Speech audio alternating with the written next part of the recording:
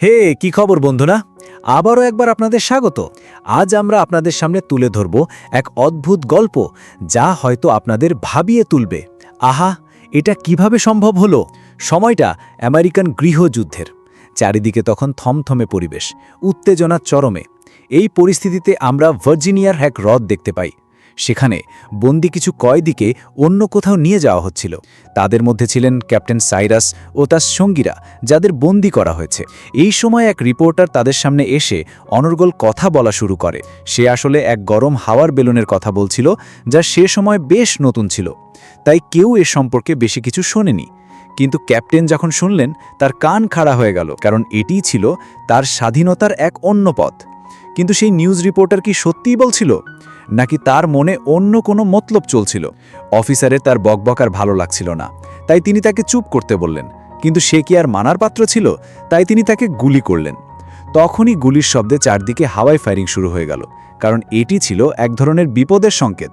কিন্তু এই সুযোগের সদ্ব্যবহার করে সকল কয়েদি জঙ্গলের দিকে পালিয়ে গেল এবং এক গাছের ডালের পেছনে লুকিয়ে পড়ল। এরপর রিপোর্টারও তাদের কাছে এলো। তার এবং ক্যাপ্টেনের মধ্যে কিছু হালকা কথোপকথন হলো। সে ক্যাপ্টেনকে জিজ্ঞেস করল, সে কি এখান থেকে পালাতে চায়? কোনো কয়েদি আর জেল থেকে পালাতে চাইবে না। ক্যাপ্টেনেরও একই জবাব ছিল, হ্যাঁ, কেন নয়। তখন সে তাকে গরম হাওয়ার বেলুনটির কথা বলল। এরপর আমরা রাতের দৃশ্য দেখি। তারা সবাই তখনও স্বাধীন ছিল, কারণ তারা সেই জঙ্গলটিতেই লুকিয়েছিল। কিন্তু রিপোর্টার তাদের সঙ্গে নিয়ে সেই বেলুনটির কাছে গেল, যার পাশে একজন অফিসার দাঁড়িয়ে সেটির পাহারা দিচ্ছিল। তাই এবার রিপোর্টার একটি পরিকল্পনা করল। সে ক্যাপ্টেন ও তার পালিয়ে আসা কিছু সঙ্গীকে নিজের সাথে নিল।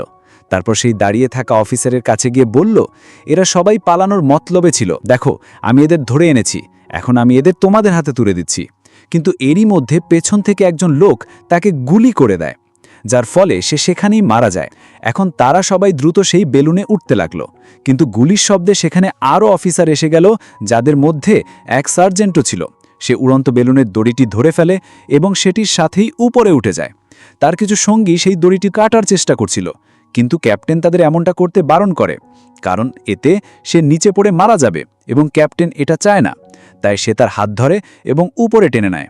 কিন্তু উপরে গিয়ে সার্জেন্ট সবার উপর বন্দুক তাক করে তাদের হুমকি দেয় এবং বলে, যদি তারা আবার নিজেদের পুলিশের হাতে তুলে না দেয়, তাহলে তাদের চেয়ে খারাপ আর কেউ হবে না। এখন কেউই আর নিচে যেতে রাজি ছিল না। এই কারণে রিপোর্টারও তার সাথে জড়িয়ে পড়ে এবং এই তর্কাতর্কির মধ্যেই সে গুলিবিদ্ধ হয় এবং সেই গুলি রিপোর্টারকে লাগে, যার ফলে সে সোজা নিচে পড়ে মারা যায়। এখন এই জিনিসটা দেখে নিপস নামের একজন খুবই রেগে যায়, কারণ রিপোর্টার তার খুব ভালো বন্ধু ছিল। এই কারণে সে সার্জনকে মারতে শুরু করে এবং তাকে নিচে ফেলে দিতে যাচ্ছিল, যে ক্যাপ্টেন আবারও তার জীবন বাঁচিয়ে দিল এবং এবার সার্জন তাকে ধন্যবাদ দিল।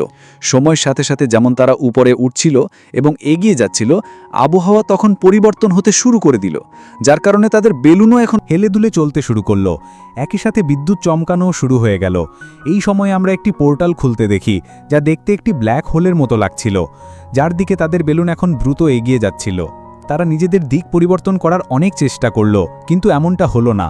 তারপর পরের মুহূর্তেই তারা সেই ব্ল্যাক হোলে বিলীন হয়ে গেল। এবার অন্যদিকে যখন এই লোকগুলির চোখ খুলল, তখন তারা একটি দ্বীপে ছিল। সেখানে সকাল হচ্ছিল।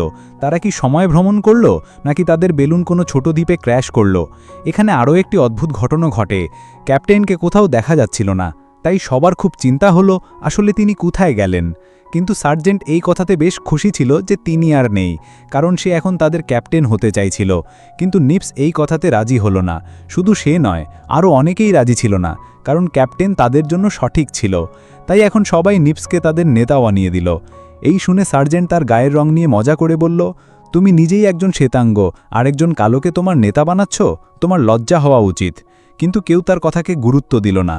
এখন এখানে নিপস তাদের বলল, তোমরা আগুন জ্বালাও, আমি ততক্ষণে খাবারের ব্যবস্থা করছি।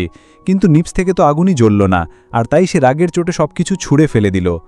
অন্যদিকে তিনজন একতা দেখায়, যার ফলে তারা আগেও একসাথে মাছ ধরেছিল এবং তারপর আগুনও জ্বালিয়ে নিল এবং তারপর একটি চমৎকার রাতের খাবারও খেল। এইসব দেখে সার্জেন্ট সহ্য করতে পারল না। সেও তাদের কাছে গিয়ে বসল এবং কিছু গল্পসল্প করতে লাগল। এবার বন্ধুরা, মাঝরাতে টম প্রকৃতির ডাকে সাড়া দিতে জঙ্গলের ভিতরে গেল। সেখানে সে কিছু অনুভব করল, যেন তাকে কেউ ডাকছে। সে সেই দিকেই এগোতে শুরু করলো যে তখনই কোনো অদ্ভুত জিনিস তাকে নিজের দিকে টেনে নিল। এবার যখন সকাল হলো তখন কাউকে টমকে দেখা গেল না। নিপসের সার্জেন্টের উপর সন্দেহ হলো, সে তার সাথে কিছু করেনি তো, কিন্তু তার কথা ছিল যে টম ভীত ছিল, তাই ভয়ে পালিয়ে গিয়ে থাকবে। আমার বিশ্বাস করো, আমি তাকে কিছু করিনি। তখনই জন সেখানে কারো টেনে নিয়ে যাওয়ার চিহ্ন পেল, যা দেখে সে সেটার পিছু নেওয়ার কথা বলল। তখন সার্জেন্টও বলল যে সেও তাদের সাহায্য করবে টমকে খুঁজতে, কিন্তু নিপস অস্বীকার করল, তাই সে অন্য পথে বেরিয়ে গেল। এদিকে এই দুজন যখন আরও এগিয়ে গেল তখন তারা কিছু রক্তের চিহ্ন পেল, যার কিছু দূরে টমের লাশ দেখা গেল। সে খুব খারাপ অবস্থায় ছিল, যা কোনো মানুষের কাজ হতে পারে না। এই সময় আমরা দেখতে পাই যে কেউ দূর থেকে তাদের উপর নজর রাখছে। সেই কে তা আমরা পরে জানতে পারব। আপাতত অন্যদিকে সার্জেন্ট এই দ্বীপের মাঝখানে একটি বড় বিলাসবহুল বাড়ি খুঁজে পেল, এবং এটি দেখে সে কিছুটা অবাক হলো যে এই বাড়ি এখানে কিভাবে থাকতে পারে। এই দ্বীপটি তো সমুদ্রের একদম মাঝখানে, কিন্তু সেটির চিন্তা না করে সে সেটির ভেতরে চলে গেল। ভেতর থেকে বাড়িটি বেশ পরিষ্কার পরিচ্ছন্ন ছিল, এমনটা মনে হচ্ছিল যেন কয়েকদিন আগেই এটি তৈরি করা হয়েছে। কিন্তু তখনই হঠাৎ আবহাওয়া বদলে যায় এবং প্রবলভাবে বিদ্যুৎ চমকাতে শুরু করে, এবং এবারও আকাশে একটি পোর্টাল খোলে, যেখান থেকে একটি আধুনিক যুগের বিমান এই দ্বীপে এসে বিধ্বস্ত হয়। এটি দেখে দুজন দ্রুত সেটির দিকে ছুটে যায় এবং দেখে যে সেখানে ক্যাপ্টেন ছিল, যে আগুন দিয়ে কিছু অদ্ভুত প্রাণীকে তাড়ানোর চেষ্টা করছিল। তখন এই দুজনও তাদের সাহায্য করে। এবং এখানে আমরা দেখতে পাই যে দুজন বোনও ছিল, যারা সেই প্লেনটিতেই উপস্থিত ছিল। তারা জানালো যে হঠাৎ আবহাওয়া খারাপ হয়ে গেল এবং তাদের হাত থেকে সব নিয়ন্ত্রণ চলে গেল। এখন আমাদের এই জায়গা থেকে দূরে যাওয়া উচিত, কারণ পেট্রোল লিক হচ্ছে। তাই সবাই সেখান থেকে দূরে গেল, কিন্তু এতটুকু সময়ের মধ্যেই সেখানে একটি প্রচণ্ড বিস্ফোরণ হয়, যার ফলে সেই সব প্রাণী সেখান থেকে পালিয়ে গেল। এখন সামনে এসে ক্যাপ্টেন তার সকল সঙ্গীর কাছে টম এবং সার্জেন্টের সম্পর্কে জিজ্ঞাসা করলেন। তারা বলল যে টম তো মারা গেছে, কিন্তু আমরা জানি না তাকে কে মেরেছে, এবং সার্জেন্টের কোনো খবর নেই যে সে কোথায় চলে গেল। এর মধ্যে জুলিয়া জানালো যে অ্যাবির পায়ে গুরুতর আঘাত লেগেছে, তাই আমাদের এখানেই থেমে ক্যাম্প করতে হবে। তার কথা ঠিক মনে হলো, কিন্তু প্রথমে তারা তাদের চারপাশে আগুন জ্বালিয়ে দিল, যাতে সেই দানবরা তাদের দিকে আসতে না পারে। সকাল হলো, তখন দুজন একে অপরকে জিজ্ঞেস করল তারা কোন দিনে এখানে এসেছিল এবং কতদিন ধরে এখানে আটকে আছে। তখন নিপস বলল যে তারা 5ই মার্চ এখানে এসেছিল, কিন্তু জুলিয়ার কথা ছিল যে এখন তো আগস্ট মাস চলছে। এই শুনে দুজনেই অবাক হয়ে গেল যে এটা কিভাবে সম্ভব। কিন্তু যখন ক্যাপ্টেন বলতে শুরু করলো যে তারা ভার্জিনিয়ার জেল থেকে পালিয়ে এসেছে, কারণ সেখানে যুদ্ধের পরিবেশ ছিল, খুবই উত্তেজনাপূর্ণ ছিল। যুদ্ধের নাম শুনে জুলিয়া অবাক করা কণ্ঠে জিজ্ঞেস করল কোন যুদ্ধ, কোন সালেই যুদ্ধ হয়েছিল। জবাবে পাওয়া গেল যে 1862 সালে। তখন জুলিয়া বুঝতে পারল যে এই লোকেরা কোন বিষয়ে কথা বলছে এবং আসলে এই সব কি হচ্ছে। আসলে তারা এখন যে দ্বীপে এসেছে তাকে বারমুডা ট্রায়াঙ্গেল বলা হয়, এবং এই দুজনই ভিন্ন ভিন্ন সময় থেকে এখানে আটকে পড়েছে। কিন্তু তারা যেভাবে এসেছে সেই পদ্ধতিটা একদম একই ছিল, সেই একই ব্ল্যাক হোল যা দুজনেই দেখেছিল, এবং তারপরের মুহূর্তে তারা এখানে এসে পড়ল। অবশেষে জুলিয়া তাদের এটাও বলল যে সেই যুদ্ধ আমেরিকা জিতেছে, আর এটা শুনে তিনজনেই খুব খুশি হলো। তারা সবাই এখন সেই দ্বীপটি অনুসন্ধান করা শুরু করে এবং অবশেষে সেই বাড়ি পর্যন্ত পৌঁছায় যেখানে সার্জেন্ট একবার গিয়েছিল। কিন্তু আজ সেটির গেটে তারা কিছু বাক্স পেল, যা খোলার পর একটিতে ফ্লেয়ার ছিল। এটা দেখে ক্যাপ্টেন ভাবনায় পড়ে গেলেন যে এটা অদ্ভুত জিনিসটা কি। তখন জুলিয়া তাদের বলল যে এটা বিপদের সময় বার্তা পাঠানোর কাজে লাগে, কারণ এতে ধোঁয়া এবং আগুন বের হয়। তাই ক্যাপ্টেন সেটা নিজের কাছে রাখলেন। তারপর তারা ভিতরে গেল এবং দেখল যে সেখানে শুধুমাত্র সার্জেন্টই ছিল যে আরাম করে পুলে মজা করছিল। কিন্তু যখন সে ক্যাপ্টেনকে দেখল তখন সে অবাক হয়ে গেল। কিন্তু তার চেয়েও বেশি অবাক হলো যখন সে জানতে পারল যে তাদের দুজন বোন পাওয়া গেছে যারা ভবিষ্যৎ থেকে এসেছে। আর এটা শুনে সে হেসে বলল যে ভবিষ্যৎ, এটা কেমন ঠাট্টা। ঠিক তখনই সেখানে জুলিয়া এলো, যে সার্জেন্টকে বলল যে সে যে ওষুধ রেখেছিল তার জন্য ধন্যবাদ, তার সেটির খুব প্রয়োজন ছিল, কিন্তু সে তো কোনো ওষুধই বাইরে রাখেনি। তখন তাদের মাথার বাতি জ্বলে উঠল। তাদের বুঝতে পারল যে এই দ্বীপে তাদের ছাড়াও আরও কেউ আছে যে জানতো যে তারা আসতে চলেছে। কিন্তু প্রশ্ন হলো সে কে। আপাতত ক্যাপ্টেন বলল যে আমাদের এই বাড়ির চারপাশের গেটে আগুন জ্বালাতে হবে, যাতে সেই দানবরা ভিতরে আসতে না পারে। সার্জেন্ট জুলিয়ার সামনে হিরো সাজার চেষ্টা করে এবং নিজেই বাইরে চলে যায় চালানোর জন্য, কিন্তু তখনই তার পেছনে সেই দানবরা লেগে যায়, যাদের দেখে তার সব অহংকার বাইরে বেরিয়ে আসে এবং সে সবকিছু ফেলে ছুঁড়ে বাড়িতে ছুটে আসে। কিন্তু তার এই আচরণে ক্যাপ্টেন খুব রাগ করে। এদিকে জুলিয়ার কথা ছিল যে তাদের যত দ্রুত সম্ভব এই জায়গা থেকে বেরিয়ে যেতে হবে এজন্য তাদের নৌকা তৈরি করতে হবে। আমি এখানে তীরে একটি জলদস্যু নৌকা দেখেছি, যা সম্ভবত আমাদের মতোই এখানে আটকে পড়েছিল। হয়তো এটাও হতে পারে যে তারা এখনও এখানেই আছে, কিন্তু আমাদের তাদের নৌকাটি ঠিক করতে হবে, যার সাহায্যে আমরা এই অদ্ভুত দ্বীপ থেকে বেরিয়ে যেতে পারব। অন্যথায় আমরা এই চক্রব্যূহে চিরকাল আটকে থাকব। সার্জেন্টও তাদের এই কাজে সাহায্য করতে রাজি হয়। তাই পরের দিন তারা তীরের দিকে যায় যাতে সেই নৌকাটি খুঁজে পায়।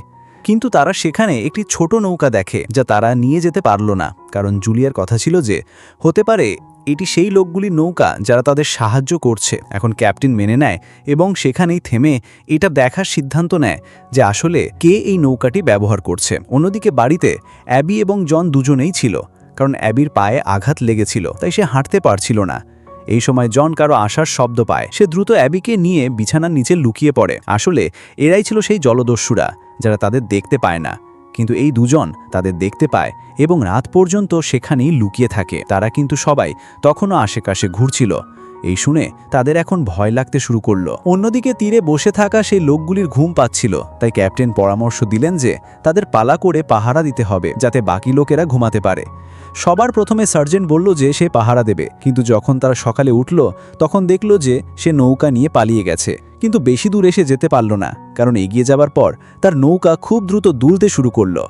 সে বুঝতে পারল না যে আসলে কি হচ্ছে, কিন্তু এতটুকু সময়ের মধ্যেই সমুদ্র থেকে একটি বিশাল অক্টোপাস বাইরে আসে এবং চোখের পলকে তাকে গিলে ফেলল। এই দেখে তিনজনেই হতবাক হয়ে গেল, কারণ এটাই ছিল সেই পথ যা তারা নিজেরাও অবলম্বন করতে চেয়েছিল। কিন্তু এর আগে তারা জানতে পারল যে তাদের কি পরিণতি হতে চলেছে। এখন যখন তারা বাড়িতে ফিরল তখন সেখানে অ্যাবি এবং জন দুজনেই ছিল, বিছানার নিচে লুকিয়েছিল। কিন্তু যখন ক্যাপ্টেন তাদের বাইরে আসতে বলল তখন তারা জানালো যে গতকাল রাতে এখানে জলদস্যুরা এসেছিল, যারা এই বাড়িতে রাত কাটিয়েছিল। আমি শুনেছিলাম যে তারা একটি আগ্নেয়গিরি সম্পর্কে কথা বলছিল, যা এই দ্বীপে রয়েছে এবং যে কোনো সময় বিস্ফোরিত হতে পারে। তাই ক্যাপ্টেন আরও চিন্তিত হয়ে গেলেন, কারণ এখন তো দুই দিক থেকেই সমস্যা।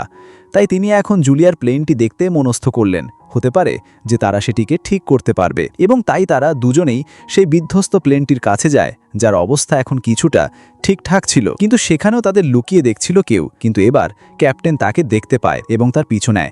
ঠিক সেই সময় জলদস্যুরা জুলিয়ার একা থাকার সুযোগ নেয় এবং তাকে নিয়ে যেতে শুরু করে। কিন্তু তখনই সেখানে ক্যাপ্টেন আসে এবং তাদের সাথে লড়াই করার চেষ্টা করতে গিয়ে আহত হয়। কিন্তু এতটুকু সময়ের মধ্যেই সেখানেই সেই তিনজন জলদস্যুর ওপর একটি কারেন্ট গান দিয়ে হামলা হয়, যা আসলে একজন বৃদ্ধ ব্যক্তি করেছিল, যে ক্যাপ্টেনের পোশাক পরেছিল। এরাই ছিল সেই ব্যক্তি যারা তাদের বারবার লুকিয়ে দেখছিল। সেও আসলে একজন ক্যাপ্টেন ছিল, যার নাম ছিল ক্যাপ্টেন নিমো। সে তাদের নিজের সাথে চা পান করার জন্য আমন্ত্রণ জানায় এবং সেই বাড়িতে নিয়ে যায়, যা আসলে অন্য কারো নয়, বরং সে নিজেই তৈরি করেছিল। সেখানে পৌঁছে সে তাদের নিচের দাগখানায় নিয়ে যায়, যেখানে আজ পর্যন্ত কেউ যেতে পারেনি, যেখানে ছিল তার আবিষ্কারের জগৎ। চা পান করতে করতে সে তাদের বলল যে এই বাড়িটি সে এবং তার ক্রু মিলে তৈরি করেছিল। আসলে সে এখানে ২০ বছর ধরে বাস করছে। যখন ব্রিটিশ সরকার তার সব কিছু কেড়ে নিয়েছিল, তখন আমি সময় ভ্রমণ নিয়ে গবেষণা করার চেষ্টা করি এবং খুঁজে বের করি যে সমুদ্রের নিচে আলাদা সময় চলে। তাই আমি সমুদ্রের নিচের আগ্নেয়গিরির শক্তির সাহায্যে একটি মেশিন তৈরি করেছিলাম, যা দিয়ে আমি মাত্র ৫ সেকেন্ড পেছনে যেতে চেয়েছিলাম। কিন্তু ঠিক সেই সময়ই সেই বিশাল অক্টোপাসটি আমাদের উপর হামলা করে এবং সেই মেশিনটিকে তুলে নেয়, যার ফলে একটি তীব্র বিদ্যুতের ঝলক হয় এবং সেই মেশিনটি ওভারচার্জ হয়ে যায় এবং সেই ব্ল্যাক হোলটি খুলে যায়, যার ফলে আমি এখানে এসে আটকে পড়েছি। এরপর থেকে আমি অনেক চেষ্টা করেছি যে কোনো উপায়ে এখান থেকে বেরিয়ে যেতে, কিন্তু ২০ বছর হয়ে গেল, আজ পর্যন্ত কখনো বের হতে পারেনি। এরা কথা বলছিল যে তখনই বাড়িটা কাঁপতে শুরু করলো। সবাই ঘাবড়ে গিয়ে বাইরে এলো এবং দেখল যে সেখানে সেই দানবরা দাঁড়িয়ে আছে। কিন্তু নিমো তাদের দেখে বলল, এরা তোমাদের কিছুই করবে না। আসলে সবাই সেই আগ্নেয়গিরির ভয়ে এখানে এসেছে। এটা দেখে ক্যাপ্টেন বলল, আমাদের এখন এখান থেকে বেরিয়ে যেতে হবে, সময় খুব কম। কিন্তু নিমোর কথা ছিল যে কিভাবে বের হবে। আমি ২০ বছর ধরে চেষ্টা করছি। তখন ক্যাপ্টেন বলল যে একটি নতুন বেলুন তৈরি করে, যা আপনি আমাদের সাহায্য করবেন। নিমো দ্বারা তৈরি একটি ছোট স্টিম মেশিন ব্যবহার করে এবং তার দেওয়া কাপড় সেলাই করে তারা ৩ থেকে ৪ দিনের মধ্যে একটি বেলুন তো তৈরি করল। কিন্তু যখন ঝুড়ি তৈরি করার পালা এলো, তখন তাদের চারপাশে সেই দানবরা এসে গেল, যাদের দেখেই লোকেরা সিদ্ধান্ত নিল যে তারা তাদের সাথে লড়াই করবে। কিন্তু সেই লড়াইয়ের চক্করে তারা তাদের একজন সঙ্গীকে হারালো এবং একই সাথে সেই স্টিম মেশিনটিও হারালো, এবং তাই এখন তারা সবাই সাহস করে সেই গুহার দিকে বেরিয়ে যায়, যেখানে সেই সব দানবরা থাকত। শুধু তাদের লুকিয়ে সেই মেশিনটি নিয়ে আসতে হবে। কিন্তু যখন অ্যাবি সেখানে জনের লাশ দেখল, তার চিৎকার বেরিয়ে এলো, যার ফলে তারা সবাই জেগে গেল। কিন্তু ক্যাপ্টেন তার কাজ করে ফেলল, সে দ্রুতই মেশিনটি নিয়ে আসে। এই সময় নিমো তাদের সেই বেলুনটি তৈরি করে রেখেছিল, কিন্তু এখন তার সেই অবস্থা আর ছিল না, কারণ কিছু দানবরা তার উপর হামলা করেছিল যখন সেই বেলুনটি তৈরি করছিল। এখানে আমরা আরও একটি জিনিস জানতে পারি যে সেই দানবরা আসলে কোনো এলিয়েন নয়, বরং তারা ক্যাপ্টেনের ক্রু মেম্বার, যারা সময়ের সাথে সাথে নিজেদের দানবে পরিণত করেছিল বেঁচে থাকার জন্য। এরই মধ্যে তাদের কাছে আগ্নেয়গিরির বিস্ফোরণের শব্দ আসে, তাই তাদের বাধ্য হয়ে নিমোকে সেখানেই ছেড়ে যেতে হয়। এখন বেলুনটি নিয়ে তারা উড়ে যায় এবং সেই দানবরা বারবার তাদের উপর হামলা করছিল। এখন সবাই উপরে তো পৌঁছে গেল, কিন্তু যখন গতি বাড়ানোর পালা এলো তখন তাদের মেশিন কাজ করা বন্ধ করে দিল। তাতে বিদ্যুৎ ছিল না, উপরন্তু সেই অক্টোপাস তাদের উপর হামলা করা শুরু করলো। তখন ক্যাপ্টেন বুদ্ধি খাটালো। নিমো সেই কারেন্ট গানটিকে বিদ্যুৎ চমকানো আকাশের দিকে মারল, যার ফলে একটি শক্তি উৎপন্ন হলো এবং মেশিনও তৈরি হয়ে গেল, এবং সেই পোর্টালটিও খুলে যায়, যেখান থেকেই লোকেরা নিরাপদে বেঁচে বেরিয়ে গেল, তাদের জীবন বেঁচে গেল। কিন্তু শেষ পর্যন্ত একটি প্রশ্ন এলো যে তারা দুজন কি একই সময়ে গেল নাকি নিজেদের সময়ে ফিরে গেল, কারণ জুলিয়া যে সময় থেকে এসেছিল সেটা ক্যাপ্টেনের সময় থেকে অনেক এগিয়ে ছিল। আপনার কি মনে হয় তারা কোথায় কোথায় গেল? আমাদের কমেন্ট করে অবশ্যই জানাবেন। পরের ভিডিওতে দেখা হবে। দেখার জন্য অনেক ধন্যবাদ।